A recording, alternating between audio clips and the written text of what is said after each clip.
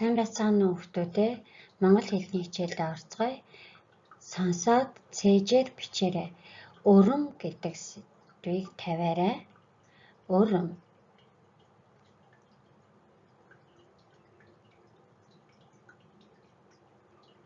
За цээжээр бичээ. Түүхий сүүг.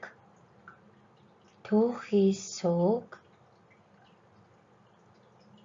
Түүхий сүүг. Аргалын зөөлөн галаар. Аргалын зөөлөн галаар. Аргалын зөөлөн галаар. Хөөрүүлбэл сайн. Хөөрүүлбэл сайн. Хөөрүүлбэл сайн. Агуулбараа тааруулаарай. Түүхий сүүг аргалын зөөлөн галаар хөөрүүлбэл сайн.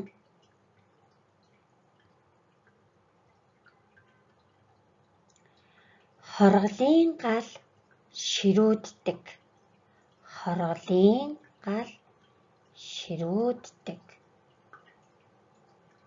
Хорголын гал ширүүддэг.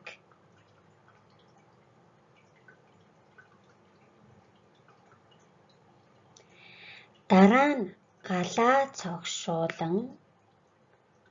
Дараа нь галаа цогшуулан. Дараа нь галаа цогшуулан.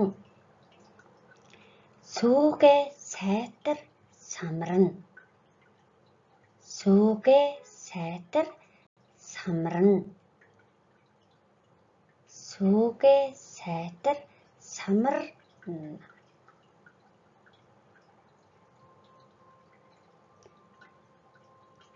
Сүүгээ сайтар самарна. Самрана. За өгүүлбэрээ дахиад сонсоорой. Зогсос хийсэн газар таслал, удаан зогссон газар цэг тавиарай. Дараа нь галаа цогшуулан. Сүүгээ сайтар самрана. Сүүгээ сайтар самрана. Цогно удаан төөнвөл. Цогно удаан төөнвөл. Цогно удаан төөнвөл.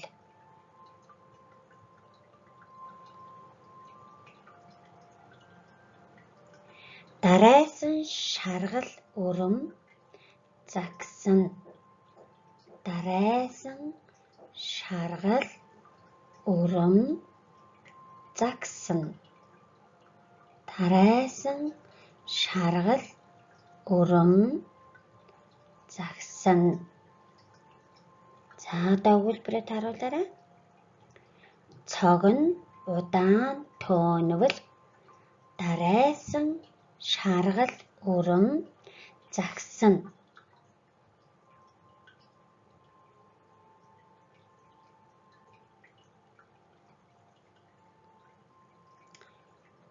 Хэрв ширүүн галаар. Хэрв ширүүн галаар. Хэрв ширүүн галаар.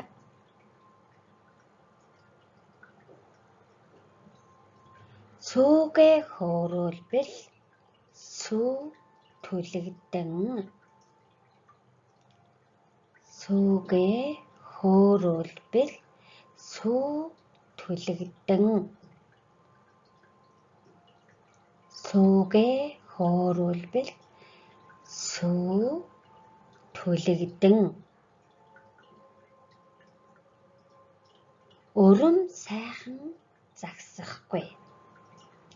Өрөм сайхан загсахгүй. Өрөм сайхан загсахгүй. За өгүүлбэрээ тааруулаарай. Хэрв ширүүн галаар сүүгээ хөөрүүлбэл сүү түлэгдэн. Урам сайхан загсахгүй. Хэрэв ширүүн галаар сүүгээ хөөрүүлбэл урам түлэгдэн, сүү түлэгдэн урам сайхан загсахгүй. За сурах бичгийнхаа 38 дугаар хуудсыг нээгээд урам гэсэн сэдвийг уншин алтаагаа засаарай. Алтаагаа нэг мөрөөр засаарай хүүхдүүдээ. За өнөөдөр багш нь нэг дүрмийг танилцуулъя. Үгийн утгыг сайн бодоод ялгааг нь ярилцаарай. Дараа нь бичээрэй хүүхдүүдээ. Та эхний үг сан. Сан. За сан гэдэг үгийн асуулт нь юу вэ? Холбоо үг зохиож үзье. Номын сан. Номын сан. За сан гэдэг үгийн маань асуулт нь яах? За холбоо үг зохиож үзье. Хүүгээ сан. Гэрээ сан гэх мэтчлэн олон янзаар зохиож олно шүү хүүхдүүдээ. За дараагийн үгэн дээр ярилцъя. Зүүн юу гэсэн асуултанд хариулагдчихэв. Зүүн бэлэг, зүүн сарн гэсэн холбоо үгнүүдийг зохиож олно. За зүүн гэж асуулт нь яах вэ? Чи өөрөө холбоог бүтээгээд үзээрэй. За зөнөх, нас өндөр болох эсвэл мартаж санах. Өндөр настай болсон хүн маань зарим зүйлийг олон давтан ярих ч юм уу эсвэл мартаад байдаг те үүнийг зөнөх гэж хэлж болох нэ. Үгийн утгаа сайдруулаарай. Дараа нь он юу вэ гэсэн асуултанд хариулагдана. Холбоо үг зохиовол он сар 2020 он гэх мэтчлэн. За дараагийн үг нь он. Асуулт нь яах вэ? Бай он. Хан. За хон. Ямар гэсэн асуултанд хариулагдана. Хон хэрэг гэдэг үгэнд орно. Гэдэг холбоо үг зохиож болох нэ нөхдүүдээ. Хон яах гэсэн асуултанд хариулагдана. Гэртээ хон. Манайд хон. Айлд хон гэх мэтчлэн холбоо үгнүүдийг зохиож болох нэ. За эдгээр үгийн холбоо үгсийг ажиглаад үгийнхаа утгыг гаргаж холбоо үг болгон бичээрэй. За багшийнхаа бичснээс өөрөөр бичсэн бол бас сайн байна шүү хүүхдүүдээ. Гэрийн даалгавартаа хуудас 38. Дараах үгсэд нөхцөлийг залгаад холбоо үг бүтээж бичээрэй. За санал гэдэг үгэн дээр ийн гэж залгаж болох нь байна.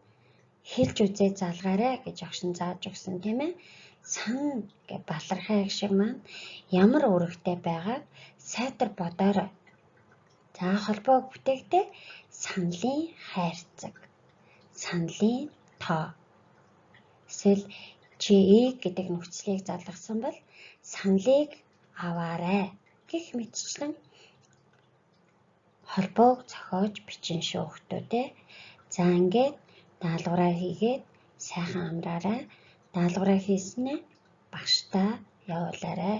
Дэвтрийн зургийг тэгш барьж зөвхөн даалгавар хийсэн тэр хэсгээ тэгшхэн зургийг авч явуулахаа битгий мартаарай.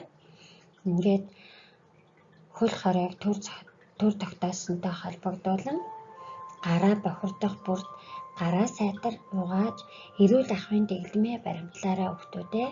Баяртай.